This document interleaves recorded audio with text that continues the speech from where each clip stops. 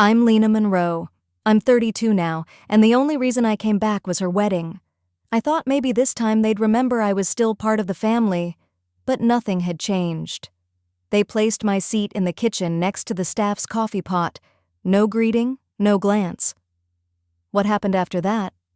Let's just say, not everyone made it through the toast. The smell of roses hit me first, then the laughter.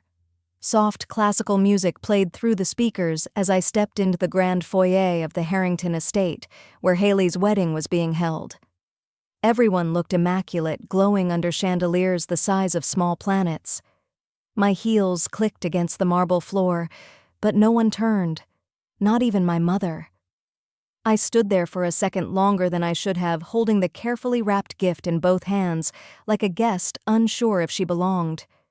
Patricia finally glanced up from a circle of relatives, her lips tight. "Oh, you made it," she said flatly, then returned to her conversation before I could answer. Haley, radiant in her custom-fitted gown, caught my eye from across the room. Her smile didn't reach her eyes. She leaned into her new husband and whispered something. He laughed. I walked slowly toward the sign-in table, past rows of guests sipping champagne and posing for photos. A teenage coordinator looked at the list in front of her. Name Lena Monroe. She scanned the chart. Oh. Your seat's been moved. They needed space near the front for the bridal party. She pointed. You're at table 22. Kitchen overflow. I followed her gesture, past the flower walls, the main ballroom, the orchestra pit, around a side corridor, and through a swinging door. The table was beside a service entrance tucked against the wall where waiters whispered and trays clattered. I pulled the chair out slowly, not sitting yet. From my angle I could see everyone, but no one could really see me. A server passed by with a tray of crab cakes. I politely declined. I wasn't hungry. I placed the gift on the table, an antique fountain pen, Haley's favorite model engraved with her initials. I'd had it flown in from Florence. She wouldn't notice. She had guests who mattered more. I sat down quietly. The sounds from the ballroom didn't reach here the same way.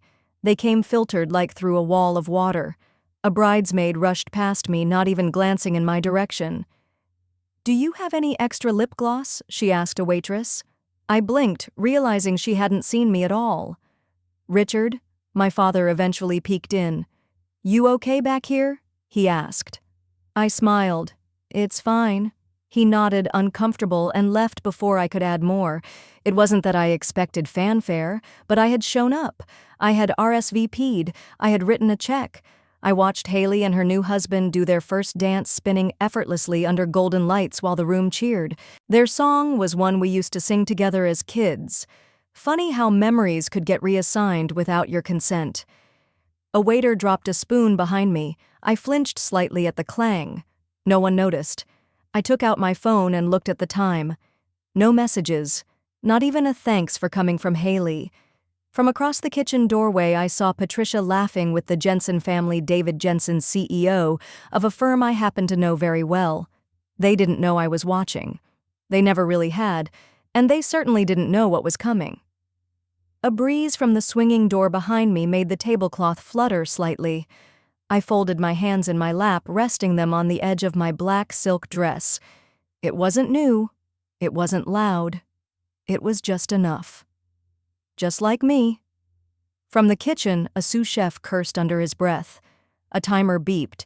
Someone yelled plating in 30 and someone else shouted for more butter sauce. It was a ballet of stress. I watched it all through a sliver of open door while the ballroom on the other side carried on like I didn't exist. I wasn't angry. Not yet. I'd known this was a risk. Last week I had asked Haley gently if I should even come. "Of course you should," she'd said, her tone clipped. "Your family, but not bridal party family, not photo op family, definitely not thank you in the speech family." That call replayed in my head now like a poorly mixed track. Of course you should. Polite, cold, automatic. A round of applause broke out across the ballroom. Someone must have made a toast. From here I couldn't hear the words, just the clinking of glasses and the faint thrum of satisfaction from a crowd that had forgotten I shared their last name.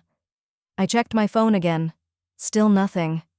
The last time Haley and I had really spoken was over a year ago at our father's retirement dinner. Even then, she'd spent most of the evening networking. I remembered her laughing, throwing her head back, saying something about how Lena always plays it safe. That's why she's still single. She had said it like a joke. Everyone else had laughed. But I had seen the way Richard looked down at his plate afterward, the way Patricia had tried to change the subject. I had smiled through it, just like I was smiling now. Another server brushed past this time, offering a small plate of salad. "Oh, sorry," she said, surprised to see me. "Didn't realize this table was in use." "It's all right," I replied. "I blend in well." She gave a sheepish chuckle and moved on. I stood up, stretching slightly. The kitchen floor beneath me buzzed faintly, some kind of low refrigeration system maybe. It felt more alive than the ballroom. I took a slow breath, walked back through the corridor, and stood just inside the edge of the reception. No one noticed. At the front, Haley and her husband posed for pictures with someone important. A man in a tailored suit stood nearby, tall, older, silver hair. Mr. Thompson. I knew the name, one of David Jensen's early investors. I stepped a little closer, just enough to be within earshot. David was introducing him to the guests. "Without him, our company wouldn't exist," he said. "A mentor, a friend." Mr. Thompson smiled but said little. His eyes wandered for a moment, just enough to land on me. He didn't look away. Something shifted. Just a flicker. I nodded politely. He returned it barely, but it was enough to register. From the other side of the ballroom, Haley turned and caught sight of me. Her expression tensed for half a second before smoothing out again. She mouthed something to David. I stepped back into the shadows. I wasn't ready, not yet. Back at table 22, a busboy was clearing the silverware. "You done here, ma'am, almost," I said. I picked up the gift box, ran my fingers over the ribbon. I'd paid extra for the inscription inside. Haley would never open it. She had already opened better ones. I placed it gently in my purse and rose. Outside, the sun was beginning to set, casting long, amber streaks across the pavement. A valet held the door open for someone's grandmother. Laughter echoed faintly as guests spilled out to take photos on the lawn. I didn't join them. Instead, I stood in the shadow of a magnolia tree near the driveway, watching through the windows. Their world sparkled. Mine simmered. And as the breeze picked up again, something inside me settled. They'd drawn the lines. They just didn't realize who I was standing with. The scent of rosemary and citrus floated from the catering tent as I stood beneath the magnolia, half hidden by its wide branches. The laughter inside was louder now. Someone must have cracked a joke during the speeches, probably about me. I adjusted the strap of my purse and let my fingers rest on the gift inside it. The small card tucked beneath the ribbon read, "To Haley, may your future be filled with honesty and strength. Lena." I had chosen the words carefully.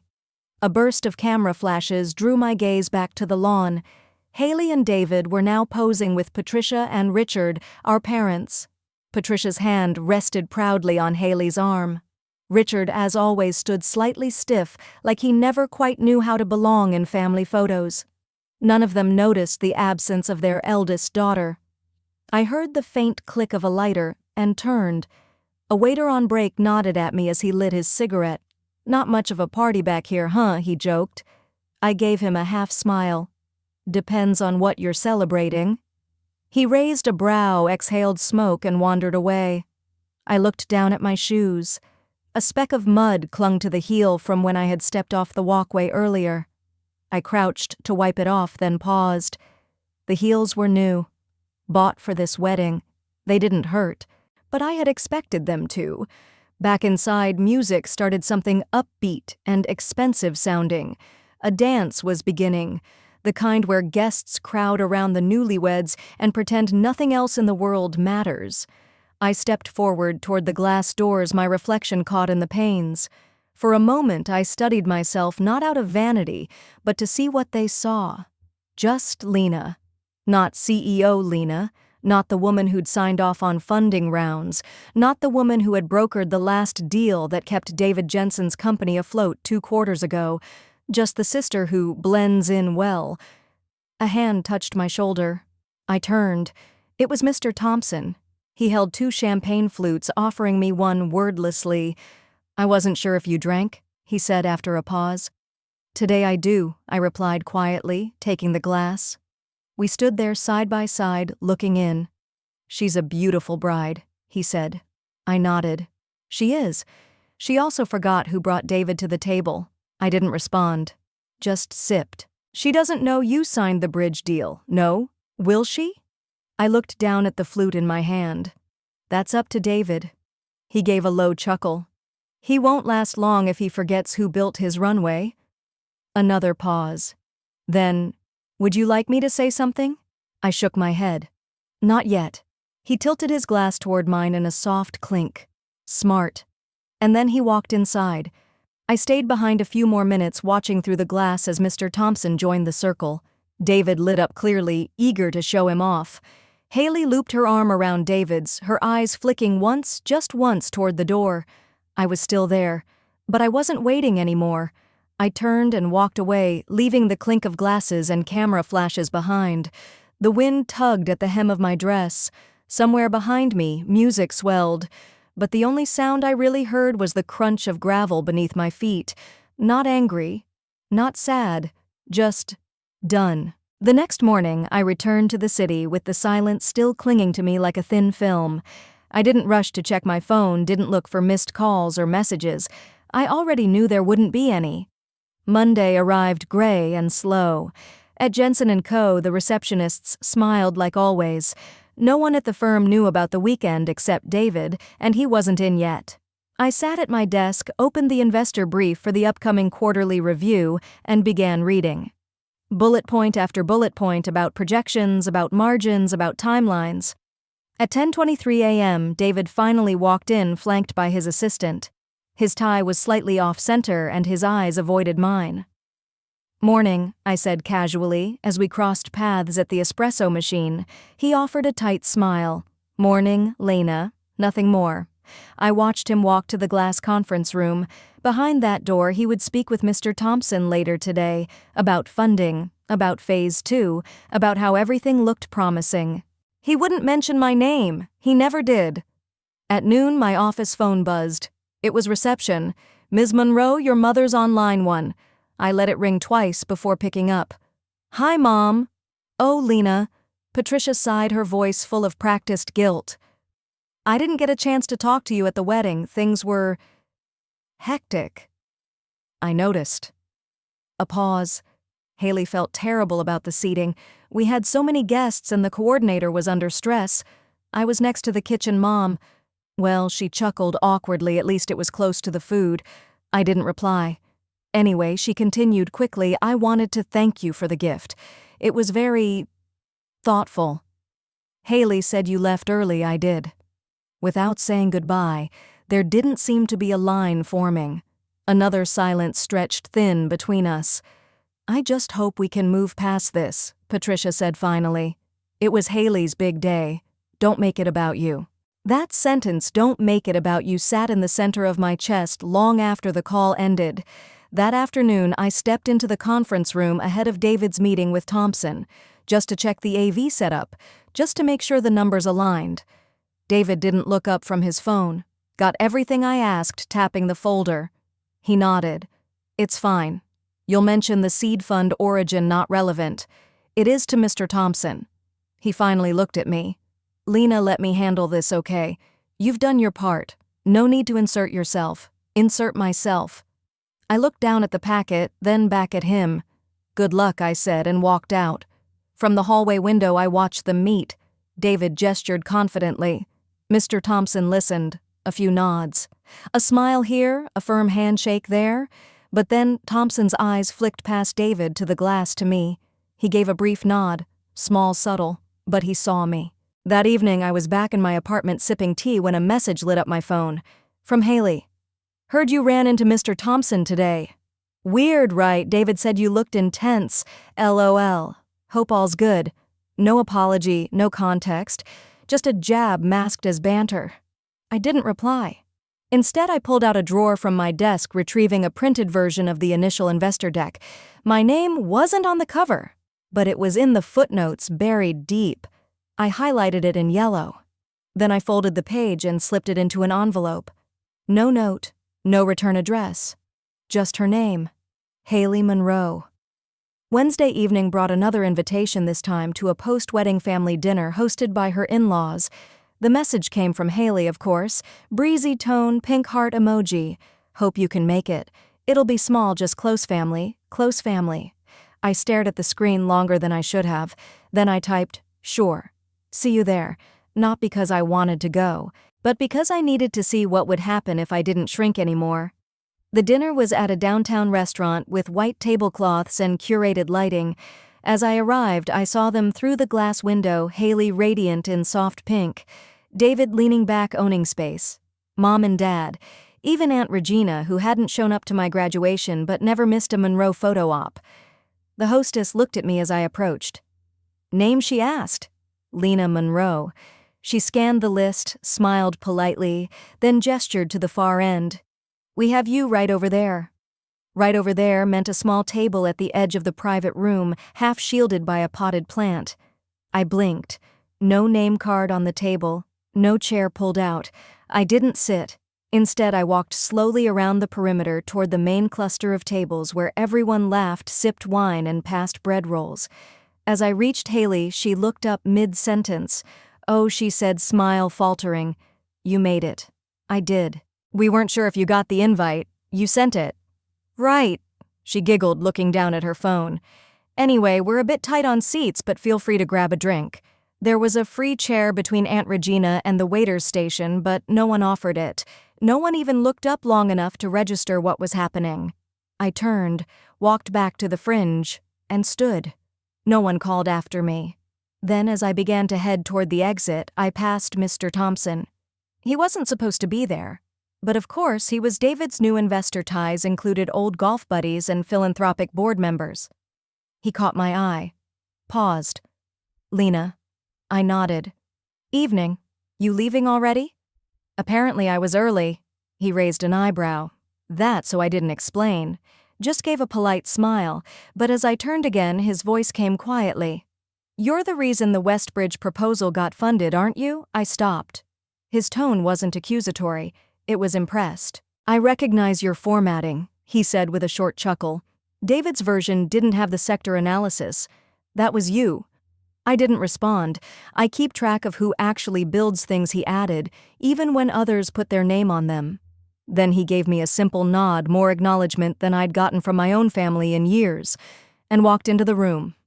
I left. Not angry, just clear. Back home, I poured myself a glass of water and scrolled Haley's feed. Photos from the dinner were already up, filtered, polished, perfect. David had his arm around her waist. My parents beamed from the background. No sign I was ever there. No tag. No chair. No trace. I closed the app. The next morning, I emailed Mr. Thompson. Just a follow-up on the Westbridge brief. Nothing more, but I attached a PDF version with full authorship metadata. A breadcrumb. Subtle. Deliberate. 2 hours later, I got a reply. Let's talk soon. Your insight deserves a larger platform. I didn't smile, but something inside me settled. 3 days later, I got a call from Dad. Hey, sweetheart, he began. Your mother and I were thinking maybe it's best if you skip the brunch this Sunday. No stammer, no softening, just that. I let the silence stretch. He added, it's just, Haley's got guests, important ones, and we don't want things to get complicated. I could hear Mom in the background whispering something. I see, I said simply. We'll bring you leftovers. I ended the call without replying. Then I stood in the middle of my apartment for a full minute, the quiet humming louder than words. They didn't just want me absent. They needed me invisible. That evening I stopped by the office. It was nearly empty. Most people had taken the Friday off to stretch the long weekend. David's door was ajar. Light spilled into the hallway. I paused, then walked past it. But I dropped something in the mail slot outside the boardroom, a thin envelope marked confidential addressed to Mr. Thompson. Inside a signed summary of every major project I'd completed over the last 5 years under Jensen & Co. projects David had taken public credit for. I didn't include threats, no demands, just the work, just the truth. Monday, an email from Mr. Thompson's assistant arrived. We'd like to schedule a meeting regarding potential collaboration. Mr. Thompson was particularly impressed with your restructuring framework. The words were clean, formal, but between the lines they pulsed with something else, recognition. At the same time, Haley posted new photos. More parties, more toasts, one shot of Dad giving a speech, his hand on David's shoulder. Caption, "The son he never had I didn't like or comment, but I read it twice. And I remembered the way Dad used to look at my science fair trophies like they were accidents. The way he said your sister's the people person, as if I were a spreadsheet in heels." That Sunday, I sat in a cafe downtown a block away from their brunch, didn't show up, didn't text, but I ordered a mimosa. And I smiled at the waiter when he brought my eggs. Across the street, a man in a charcoal suit stepped out of a black car, Mr. Thompson.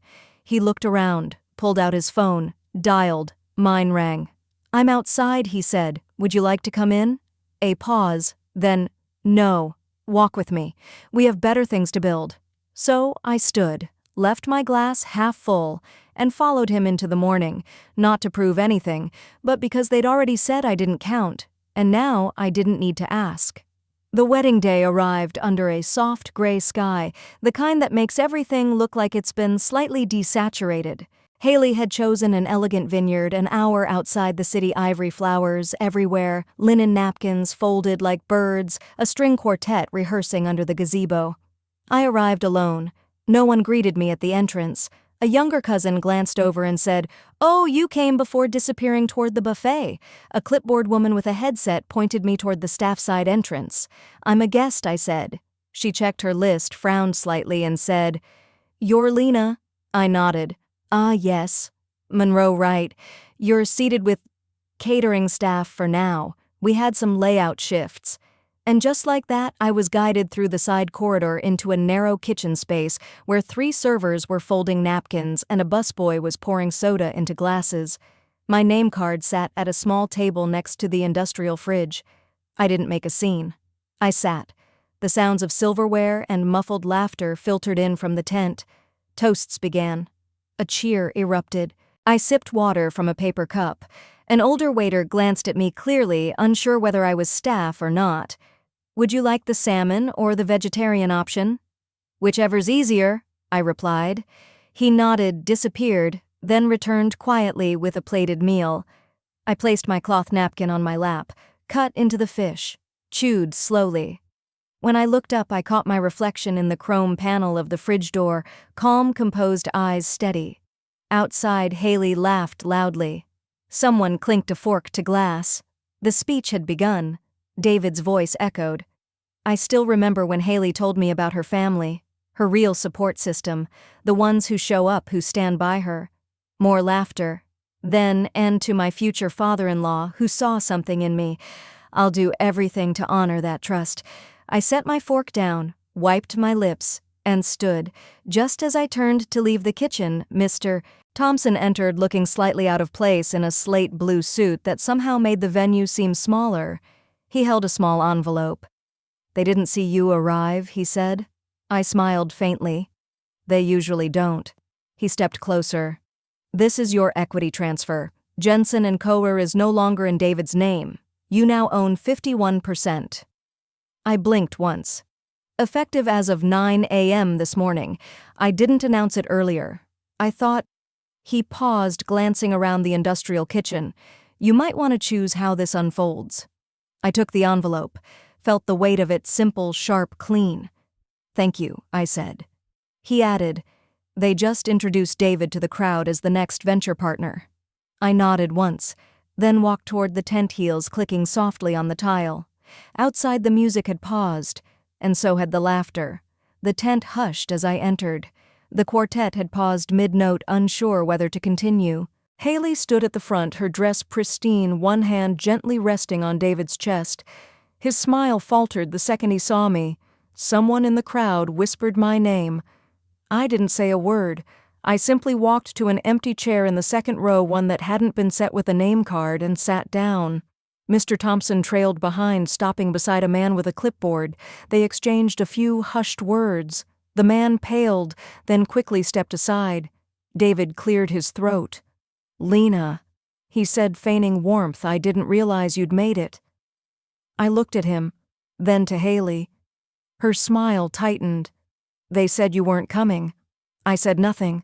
A beat. Then Mr. Thompson stepped forward, projecting calm authority. "My apologies for the interruption," he began, "but there's a matter of business that can't wait, especially since it concerns a rather large shift in today's celebration." He pulled out the envelope, held it up. David's eyes narrowed. Haley looked confused. "Effective this morning," Mr. Thompson said clearly, "ownership of Jensen & Co. has been transferred to Lena Monroe. She now holds majority stake." Silence fell like a dropped curtain. A fork slipped from someone's hand, hitting a plate with a crisp clang. Haley's mouth parted. "What?" David's voice dropped. "This is a wedding, Thompson. This isn't, I'm merely stating facts," Mr. Thompson replied, unbothered. "The celebratory remarks you made about leadership may require revision." Then he stepped aside. I remained seated. No gloating, no reaction. David looked to Haley, then back to me. This is absurd." "You went behind my back." I tilted my head. "I followed the terms of the original investment agreement. You ignored them." Mr. Thompson made sure the process remained clean. A guest in the third row murmured, "Wait, is she?" I stood up slowly. "Enjoy the cake," I said. Then I turned and began walking toward the exit. Behind me, chairs creaked. Whispers stirred like wind through dry leaves. My heels met the stone path outside with deliberate rhythm. A breeze rustled the vines. Someone jogged up behind me. It was Haley.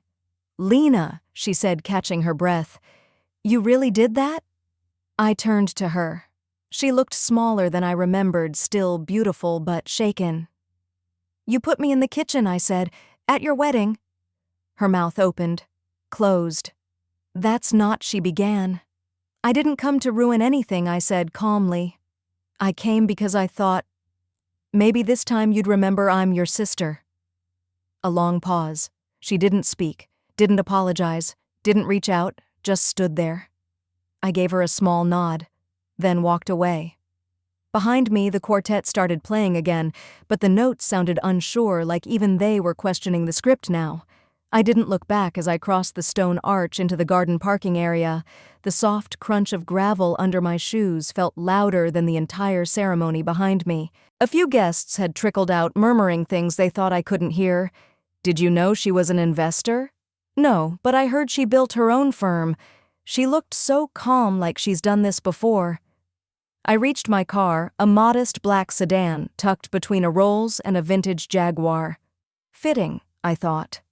Unnoticed, but functional. I opened the door and sat inside, hands resting lightly on the steering wheel. A moment passed before I exhaled, and then I saw it, Mr. Thompson, walking toward me. His gait, steady expression unreadable. He stopped just beside my door and gave the window a small knock. I rolled it down. "That was more than dignified," he said. "That was masterful." I gave a quiet smile. "You warned me it wouldn't be clean. It never is when it's personal. But you didn't flinch." "She wouldn't have either," I replied. He chuckled, nodding. Then he handed me a small folder. "Press release draft. We'll wait for your approval." I took it without a word. He patted the top of the card gently and walked away. My phone buzzed. A message from an unknown number. "You didn't have to humiliate him." I stared at it. No name, but I knew it was Haley. I locked the screen and set the phone aside. As I adjusted the mirror to reverse out, I caught my own reflection, still composed but older somehow. Wiser. I didn't recognize that version of myself fully yet, but I didn't shy away either. Before I pulled away, I looked once more toward the venue. Through the bushes, I saw the edge of the wedding tent, white silk swaying, guests moving in fragmented clusters, David nowhere in sight. Then a figure stepped into the path. Patricia Monroe. My mother. Her arms were folded, her eyes unreadable. She didn't wave, Didn't call out, just stared. I waited. She stepped forward halfway to my car. I rolled the window down again. She said you blindsided her, my mother said, tone flat. She blindsided me when she made sure I'd be seated next to the trash bins. She was stressed. I didn't reply. She sighed. You didn't need to do it this way. I know I said, but I did. A beat. I used to wonder why you never fought back, she continued. Why you just stayed quiet. I looked straight at her. You mistook quiet for weakness. Her eyes narrowed slightly. I didn't come to take revenge, I added. I came because I thought this family was finally ready to see me. Turns out they only look when something's burning. I rolled the window back up slowly. She didn't move, didn't stop me, just watched as I drove off. And when I looked in the mirror again, I saw her still standing there, smaller now, shrinking in the distance, surrounded by silence and silk. I didn't cry, didn't smile, just drove. I never went back.